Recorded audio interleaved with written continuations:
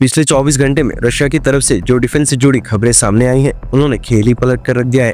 पहले रशिया की तरफ से S-500 डिफेंस सिस्टम को भारत के अंदर बनाने का ऑफर दिया गया और भारतीय NSA अजीत डोभाल सर इस बार रशिया के अंदर बातचीत करने जा रहे हैं। इसके अलावा ब्रह्मोस 2 हाइपरसोनिक मिसाइल को लेकर भी भारत और रशिया के बीच में बड़ा ऐलान किया गया है।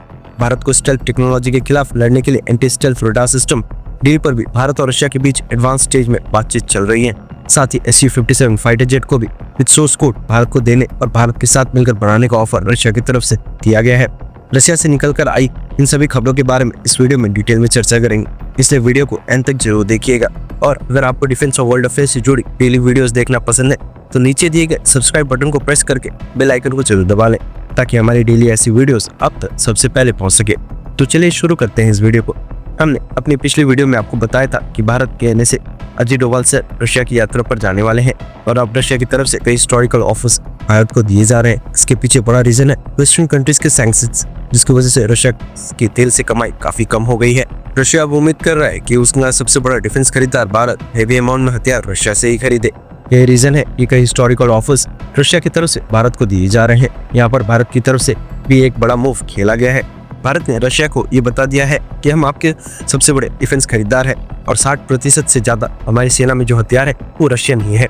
ऐसे में हम चाहते हैं कि पाकिस्तान को जो उम्मीद कर रहा है कि F-17 फाइटर जेट में लगने वाले इंजन और कंपोनेंट्स वो रशिया से खरीदे, तो ऐसे में रशिया इसकी मदद ना करे। भारत की तरफ से साफ कह दिया गया है। दरअसल पाकिस्तान उम्मीद कर रहा है कि स्पेयर पार्ट्स वगैरह जो अब तक चाइना से मिलते थे वो डायरेक्टली रशिया से ही मिले। इसी को लेकर भारत की तरफ से ये कहा गया था। दूसरी तरफ पाकिस्तान अपनी सेना में जल्दी 5th जनरेशन फाइटर जेट को शामिल करने जा रहा है। ऐसे में रशिया की तरफ से अपने 5th जनरेशन फाइटर जेट का एक बार फिर से भारत को ऑफर दिया गया और इसमें लगने वाले सोर्स कोड को भी साथ में इसकी मैन्युफैक्चरिंग प्लांट भारत में ही लगाने का ऑफर उनकी तरफ से दिया गया है। आपको ये जानकर हैरानी होगी कि कोई भी देश किसी दूसरे देश को सोर्स कोड वगैरह सप्लाई नहीं करता, लेकिन रशिया भारत को ये देने के लिए तैयार है और इससे पहले भी उसने ऐसा किया है।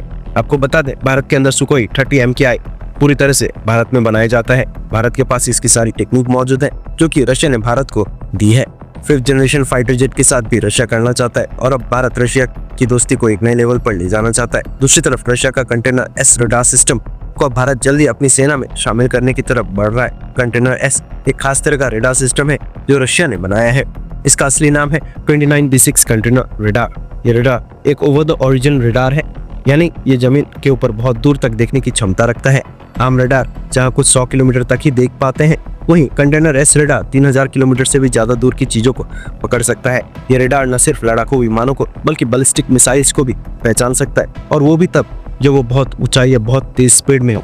तो अब सवाल ये है कि भारत इस रडार में दिलचस्पी क्यों दिखा रहा है। दरअसल आज के समय में चाइना और पाकिस्तान जैसे देश स्टेल्थ यानी छुप कर उड़ने वाले विमान बना रहे हैं, जैसे कि चाइना का J-20 और पाकिस्तान को चाइना की तरफ से दिए जाने वाले J-35 जो कि भीख में दिए जा रहे हैं। ये विमान आम रडार की पकड़ में आसानी से नहीं आते। ऐसे में भारत को एक ऐसा सिस्टम चाहिए जो इन अदृश्य खतरों को दूर से ही पहचान ले। यही काम करता है कंटेनर S रडार, जो स्टेल्थ विमानों को भी पकड़ सकता है और वो भी हजारों किलोमीटर दूर से।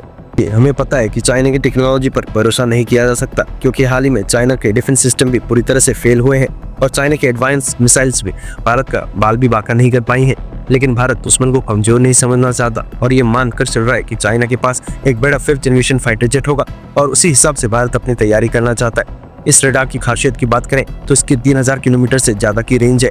बैलिस्टिक मिसाइल्स को पहचानने की क्षमता है। 100 किलोमीटर ऊंचाई तक लक्ष्य पकड़ सकता है। ध्यान दीजिए, हम 100 किलोमीटर ऊंचाई की बात कर रहे हैं। 240 डिग्री का व्यू एंगल है, यानी बहुत बड़ा इलाका कवर करता है। 144 एंटीना मैस्ट वाला मॉड्यूलर डिजाइन से इसे कहीं भी आसानी से लगाया जा सकता है। इलेक्ट्रॉनिक जैमिंग से सुरक्षित है, यानी दुश्मन इसे आसानी से ब्लॉक नहीं कर सकता। खबरों के मुताबिक भारत और रशिया के बीच इस रडार को लेकर सरकार से सरकार यानी G2G डील पर बातचीत चल रही है। सिर्फ यही नहीं, भारत और रशिया के एक और एडवांस रडार सिस्टम वोरोनिज रडार को लेकर भी बातचीत कर रहा है। ये सब दिखाता है कि भारत अपनी एयर डिफेंस को अगले लेवल पर ले जाने की तैयारी में है। अगर भारत को कंटेनर S रडार मिल जाता है तो इससे भारत को काफी ज्यादा फायदे होंगे, जैसे कि जल्दी चेतावनी मिल सकेगी किसी भी हवाई या मिसाइल हमले की। दुश्मन के स्टेल्थ फाइटर या मिसाइल को दूर से पहचानना आसान होगा। एयरफोर्स और मिसाइल डिफेंस यूनिट्स को वक्त रहते एक्शन लेने का मौका मिलेगा। भारत की सीमाओं पर निगरानी और भी मजबूत होगी। इसके अलावा दोस्तों, भारत और रशिया के बीच एक high level meeting BrahMos missile को लेकर हुई है, जिसमें ऑपरेशन सिंदूर के दौरान जो इसे सफलता मिली है उस पर चर्चा हुई है और ब्रह्मोस 2 मिसाइल पर भी बातचीत हुई है। भारत और रशिया मिलकर ब्रह्मोस 2 बनाने की तैयारी में है। ये पहली वाली ब्रह्मोस से कई गुना तेज और ज्यादा ताकतवर है। इसकी रफ्तार मार्क 6 या उससे भी तेज हो सकती है, यानी आवाज की गति से 6 गुना ज्यादा तेज। इसकी रेंज लगभग 1500 किलोमीटर तक होगी। ब्रह्मोस 2 को रशिया की जिक्रॉन मिसाइल से प्रेरणा लेकर बनाया जा रहा है। जिक्रॉन एक हाइपरसोनिक और न्यूक्लियर हथियार ले जाने में सक्षम मिसाइल है जो मार्क 9 की रफ्तार से उड़ सकता है। ब्रह्मोस 2 की बात सबसे पहले 2008 में की गई थी और 2015 तक टेस्टिंग की योजना थी, लेकिन इस प्रोजेक्ट में कई रुकावटें आई। सबसे बड़ी रुकावट थी रशिया का टेक्नोलॉजी शेयर न करना। रशिया स्क्रैमजेट इंजन की टेक्नोलॉजी देने में हिचकिचा रहा था क्योंकि ये बहुत ही एडवांस टेक्नोलॉजी है। दूसरी बड़ी वजह थी इसकी कीमत। ब्रह्मोस 2 की कॉस्ट मौजूदा ब्रह्मोस से लगभग 2 गुना ज्यादा हो सकती है। भारतीय सेना को ये काफी महंगी लग रही थी। इसके चलते 2024 तक ये प्रोजेक्ट रोके गए। में हाइपरसोनिक मिसाइल्स की दौड़ तेज हो गई है। रशिया, चाइना और अमेरिका जैसे देश तेजी से ऐसे हथियार बना रहे हैं। इसी वजह से भारत और रशिया फिर से ब्रह्मोस 2 पर काम करने की योजना बना रहे हैं। ब्रह्मोस 2 में स्क्रैमजेट इंजन होगा जो रैमजेट इंजन से ज्यादा तेज है। ये हवा से ऑक्सीजन लेकर चलता है जिससे इसे ज्यादा स्पीड और रेंज मिलती है। इसका वजन सिर्फ 1.33 टन होगा जो ब्रह्मोस A वर्जन से आधा है। इसे भारत के तेजस फाइटर जेट से भी दागा जा सकता है। 25 अप्रैल 2025 को भारत ने खुद का स्क्रैमजेट इंजन 1000 सेकंड तक सफलतापूर्वक टेस्ट किया। ये टेस्ट DRDO ने किया जो कि भारत की रक्षा टेक्निक बनाने वाली संस्था है। इसे अब भारत अपने खुद की टेक्निक ब्रह्मोस 2 में लगा सकता है जिससे रशिया पर निर्भरता कम होगी और मेक इन इंडिया को बढ़ावा मिलेगा। साफ है दोस्तों, जिस तरह से अमेरिका भारत के साथ अपने संबंध खराब कर रहा है और दूसरी तरफ रशिया के ऊपर वेस्टर्न देश और अमेरिका सैंक्शंस लगा रहे हैं, ऐसे में भारत और रशिया एक बार फिर से और भी ज्यादा करीब आते हुए दिखाई दे रहे हैं। और रशिया की तरफ से कई सारे आधुनिक हथियारों का ऑफर भारत को दिया जा रहा है। जब ऑपरेशन सिंदूर हुआ था उस दौरान काफी सारे लोगों ने ये सवाल उठाया था कि रशिया भारत के साथ खुलकर खड़ा नहीं है, जबकि हमारी तरफ से ये बताया गया था कि ऑपरेशन से ठीक एक दिन पहले रशिया के राष्ट्रपति व्लादिमीर पुतिन से भारत के प्रधानमंत्री ने बात की थी और उन्होंने पहलगाम अटैक को न सिर्फ कंडेम किया था बल्कि आतंकवाद के खिलाफ लड़ाई में भारत के साथ खड़े हैं।